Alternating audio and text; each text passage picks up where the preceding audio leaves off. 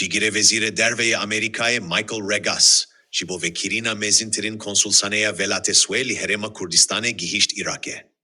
Cigire vezire derveye Amerikaye Michael Regas, roja duşeme jibo serdaneke gihisht Irak'e.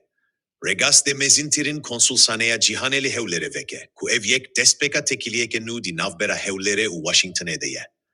Bu haya konsulsaneya nu ya Amerikaye, $8 milyon, uru bereke penciudu donimiye.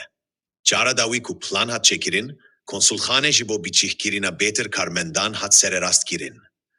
Bivekirina konsulhaneyeke visali Kurdistane, devletin yekbuiyen Amerika'yı dixwazeli hereme di pivanek mezintirde bişebite u tekiliyen sue berfireh bike.